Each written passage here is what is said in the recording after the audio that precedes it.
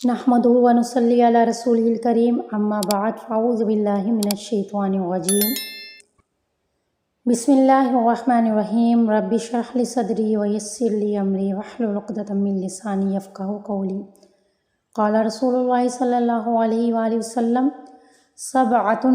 یظلہم اللہ فی ظلہ، 7 قسم کے لوگوں کو اللہ تعالیٰ اس دن اپنے عرش کے سائے میں جگہ دے گا۔ یوم لا یظل الا ظلہ، جس دن صرف اس کے عرش کے سائے کے سوا کوئی سایہ نہ ہوگا۔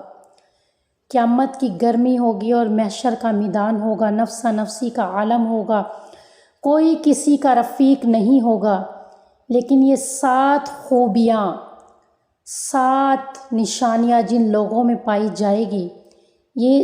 جو لوگ یہ 7 کام کرنے والے ہوں گے وہ اللہ کے عرش کے سائے کے نیچے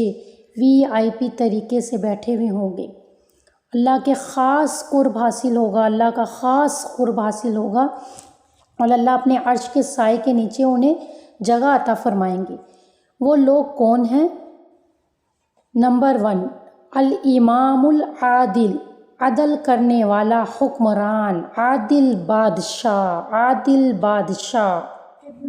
نمبر 2، وہ نوجوان جو جوانی میں اللہ کی عبادت کرے۔ حقیقت یہی ہے کہ جس نے جوانی میں اپنے رب کو پہچان لیا، جس نے جوانی میں اپنے رب کو سجدہ کر دیا، اسی نے محبت کا حق ادا کیا۔ بڑھاپے میں تو گناہوں کی توبہ ہوتی ہے، حقیقت عبادت تو جب ہی کیا نا جب ہمارا وجود ہمارا ساتھ دے رہا ہے، ہمیں طاقت بھی ہے، ہمت بھی ہے، اور اس وقت اپنے رب کی محبت کا حق ادا کر دیں اور جوانی میں اپنے رب کی عبادت میں لگ جائے۔ تو وہ نوجوان جو جوانی میں رب کو پہچان گیا تھا، جس نے جوانی ہی سے اس کی عبادت شروع کر دی تھی، جس نے جوانی میں ہی اس کی بندگی کا حق ادا کر دیا، وہ اللہ کے عرش کے سائے کے نیچے ہوگا جس دن کوئی سایہ نہیں ہوگا۔ ایک حشر برپا ہوگا، نفسا نفسی کا عالم ہوگا، تو وہ نوجوان اللہ کے عرش کے سائے کے نیچے ہوگا جس نے جوانی میں اپنے رب کی عبادت کی ہوگی۔ جب کوئی نوجوان جوانی میں اللہ کی محبت میں روتا ہے تو اللہ کو اس پہ بڑا پیار آتا ہے، اور جب کوئی جوانی میں رب کو پہچان لیتا ہے، جوانی میں اللہ کی عبادت شروع کر دیتا ہے، تو اللہ بڑھاپے میں کبھی بھی اسے رسوا نہیں ہونے دیں گے، اللہ بڑھاپے میں اسے کبھی بھی تنہا نہیں چھوڑیں گے۔ نمبر 3 کیا ہے؟ جو خالص اللہ کی خوشنودی کے لیے نماز کے لیے کھڑا ہوتا ہے۔ وہ انسان جو صرف اللہ کی محبت میں نماز پڑھتا ہے، جو سفر میں ہو یا گھر پر ہو، جو جہاں پر بھی ہو اور نماز کا وقت آ گیا اور اس نے صرف اپنی اللہ کی محبت میں نماز پڑھی۔ قد افلح المؤمنون الذین هم عن صلاتهم خاشعون، کامیاب ہو گئے وہ مومن جنہوں نے خشوع و خضوع کے ساتھ نماز پڑھی، جنہوں نے صرف اللہ کی محبت میں خشوع و خضوع کے ساتھ نماز پڑھی، وہ کامیاب ہو گئے، وہ اللہ کے عرش کے سائے کے نیچے ہوں گے۔ نماز صرف اور صرف اللہ کے لیے، اس میں کوئی ریاکاری نہیں، اس میں کوئی دھوکہ نہیں۔ ایسا نہیں کرنا کہ کوئی ہمیں دیکھ رہا ہے تو ہم لمبی رکعتیں پڑھیں، نماز کو لمبا کر لے، اور تنہائی میں ہیں تو جلدی سے ٹکرے مار کے وہ نماز کو ختم کر دیں۔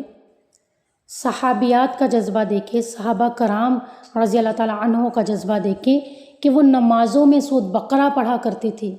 سورۃ کہف پڑھا کرتے تھے، لمبی قرآن مجید کی صورتیں نمازوں میں پڑھا کرتے تھے کہ اللہ پاک راضی ہو جائے۔ حضرت علی کے تیر چبھ گیا تو جب وہ تیر نکالتے تھے تو بڑی تکلیف ہوتی تھی۔ ان کی زوجہ نے کہا جب یہ نماز پڑھیں گے تو تم تیر نکال دینا۔ تو جب نماز کی نیت باندھی ہے تو صحابہ کرام نے تیر نکال دیا۔ جب سلام پھیرا تو حضرت علی کہنے لگے رضی اللہ تعالیٰ عنہ، کہنے لگے تم لوگ میرا تیر نکالنے آئے ہو؟ کہا ہم نے تو تیر نکال بھی دیا۔ یعنی نماز اتنی رب کی محبت میں اتنے مست ہو کے نماز پڑھتے تھے کہ انہیں پتہ بھی نہیں چلا ان کا تیر بھی نکل گیا۔ نماز صرف اللہ کے لیے ہے، اللہ کی محبت کے لیے خشوع و خضوع کے ساتھ پڑھنی چاہیے۔ اچھا، اب جو میں آپ کو پوائنٹ بتا رہی ہوں نا، نمبر 4، یہ آپ کے لیے، میرے لیے، ایون کہ سب کے لیے بڑا ہی آسان ہے۔ یہ ہم سب میں خوبی پائی جا سکتی ہے۔ یہ کام ہم سبھی کر سکتے ہیں، سبھی کر سکتے ہیں، سبھی کر سکتے ہیں اگر ہم تھوڑی سی کوشش کریں۔ اور اگر اس کام پر ہمیں جنت مل جائے، سودا جنت کا ہو جائے اور اللہ کے عرش کا سایہ نصیب ہو جائے، تو میں کہتی ہوں پھر تو بے حد ہمیں کامیابی ہو گئی ہے، پھر تو ہمیں مفت میں ہی کامیابی مل گئی۔ تو یہ کام سبھی کر سکتے ہیں جو میں اب آپ کو بتانے جا رہی ہوں۔ نمبر 4 کیا ہے؟ وہ شخص جو خلوت میں، تنہائی میں خوف خداوندی سے رو پڑا۔ یہ کام سبھی کے لیے کرنا بہت آسان ہے کہ جب ہمیں گھر میں تنہائی ملے اور ہمیں معلوم ہو کہ ہمارے ارد گرد اب کوئی بھی نہیں ہے، ہمیں کوئی ڈسٹرب کرنے والا نہیں ہے، یعنی کوئی بھی ہمارے پاس کوئی بھی نہیں ہے، اور اگر ہم تنہائی میں اپنے رب کی محبت میں رو دیے، ہمیں تنہائی میں خوف آنے لگا، ہمیں تنہائی میں رب یاد آ گیا، ہمیں تنہائی میں قبر کا خوف اور آخرت اور محشر اور پرصراط اور اللہ تعالیٰ کی ملاقات یاد آ گئی، اور ہم اللہ کی محبت میں رو پڑے اور اپنے گناہوں پہ رو پڑے کہ میں نے سفر کتنا لمبا کرنا ہے اور تیاری میری کچھ بھی نہیں ہے، اور آپ نے ہاتھ اٹھائے اور آنکھوں میں آنسو آئے، آنکھیں رونے لگی، دل تڑپنے لگا، اور آپ نے کہا یا اللہ مجھے معاف کر دے، یا اللہ مجھے معاف کر دے، میں کتنا دنیا میں مست ہو گیا ہوں، میں کتنا دنیا میں مگن ہو گیا ہوں، میں اپنی اور تیری ملاقات کو بھول چکا ہوں۔ اگر کوئی تنہائی میں اللہ کی محبت میں اللہ کے خوف سے رو پڑے تو وہ اللہ کے عرش کے سائے کے نیچے ہوگا، انشاءاللہ وہ انشاءاللہ اللہ کے عرش کے سائے میں ہوگا۔ نمبر 5، وہ 2 شخص جو صرف اللہ کے لیے محبت کرتے ہیں، کہ کسی سے محبت کرے اللہ کی رضا کے لیے، کسی کو تحفہ دے اللہ کے لیے، کسی سے ہمدردی کرے اللہ کے لیے، کسی کے ساتھ نیکی کرے اللہ کے لیے، یعنی ہم کوئی بھی کام کر رہے ہیں ہماری نیت میں ریاکاری نہ ہو، ہماری محبتوں میں خلوص ہو، نہ کہ ریاکاری ہو، نہ دکھلاوا ہو، نہ اور کسی کے لیے محبت ہو، یعنی ہم کوئی بھی کسی کے لیے نیکی کرے اللہ کے لیے۔ ایسا نہ کرے کہ امیر ہے تو ہم سے دوستی کرے، غریب ہے تو ہم اسے دور کرے، نہیں، امیر ہو یا غریب ہو، چھوٹا ہو یا بڑا ہو، جس سے بھی محبت ہو اللہ کی رضا کے لیے، اللہ کی محبت کے لیے محبت کرنا، اللہ کو خوش کرنے کے لیے محبت کرنا، اللہ کی محبت میں کسی کی مدد کرنا، یعنی ہمارا جو بھی عمل ہو صرف اللہ کے لیے ہو۔ یعنی 2 شخص آپس میں اگر محبت کرتے ہیں، 2 بھائی ہیں، 2 بہنیں ہیں، یا کوئی بھی مسلمان سے محبت کرتا ہے، تو اس لیے کہ یہ اللہ والا ہے، یہ نیک بندہ ہے، یا اس کی صحبت اچھی ہے، یا پھر یہ نیکی کی دعوت دیتا ہے، یعنی کسی سے کوئی بھی ہم محبت کریں اللہ کے لیے، صرف اللہ کے لیے، اللہ کی رضا کے لیے، ہمیں کسی سے کوئی لالچ نہ ہو، صرف اللہ کے لیے جو محبت کرتے ہیں وہ اللہ کے عرش کے سائے کے نیچے ہوں گے انشاءاللہ۔ اچھا، نمبر 6، جو شخص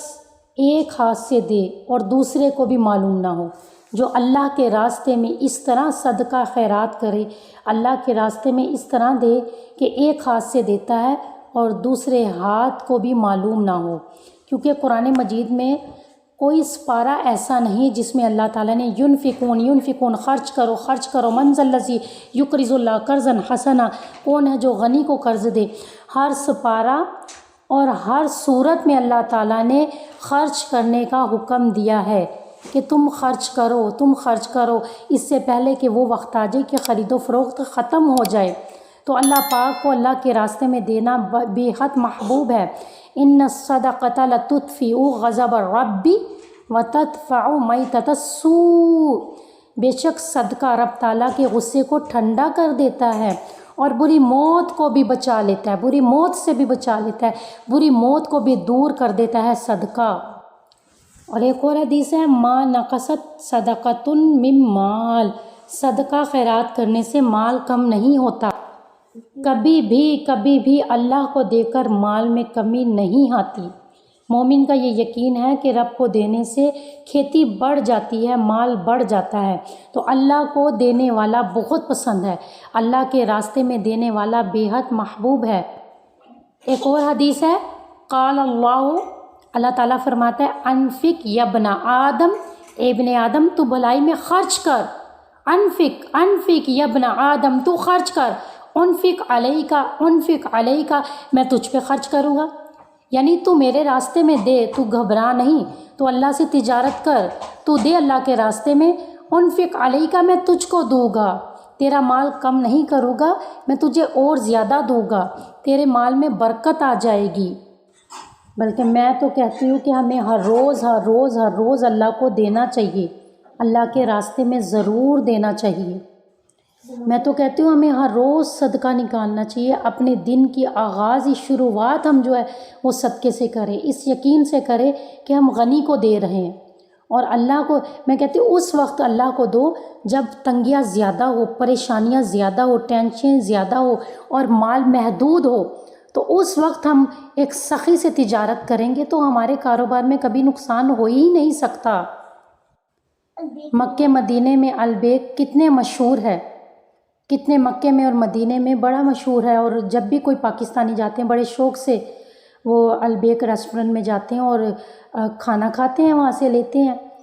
ان کے پیچھے آپ سرچ کریے، ان کے پیچھے تجارت ہی اللہ کی ہے، اللہ ہی کی تجارت ہے۔ انہوں نے ایک چھوٹے سے محدود سے ایک ڈھابے سے شروع کیا تھا اور کہاں سے کہاں تک پہنچ گئے۔ یعنی آپ جتنے بھی دیکھ لیں دنیا میں، جتنے بھی دیکھ لیں جو مومن ہیں، جو اللہ سے تجارت کرتے ہیں، ان کے چھوٹے چھوٹے کارخانے بھی ہوتے ہیں تو اللہ تعالیٰ بڑی بڑی فیکٹریاں بنا دیتے ہیں جب وہ اللہ سے تجارت کرتے ہیں۔ تو اللہ پہ یقین رکھیے اور اللہ کے راستے میں ضرور دیجیے۔ نمبر 7، جو جوانی میں اپنے آپ کو پاک رکھے، جس نے جوانی میں حرام کاموں سے بچ گیا، گناہ سے بچ گیا، جوانی میں گناہ کرنے کا موقع ملا، جوانی میں تنہائی میں گناہ کرنے کا موقع ملا اور گناہ سے بچ گیا، زنا کرنے کا موقع ملا اور زنا سے بچ گیا، اور اللہ کے خوف سے، اللہ کے ڈر کی وجہ سے گناہ نہیں کیا، گناہ سے بچ گیا، وہ اللہ کے عرش کے سائے کے نیچے ہوگا۔ انشاءاللہ ہم سب کوشش کریں گے یہ ساری خوبیاں ہم میں پائی جائیں، تاکہ جس دن کوئی سایہ نہ ہو تو کم از کم ہمارے لیے اللہ کے عرش کا سایہ ضرور نصیب ہو جائے۔ وما علینا الا البلاغ المبین۔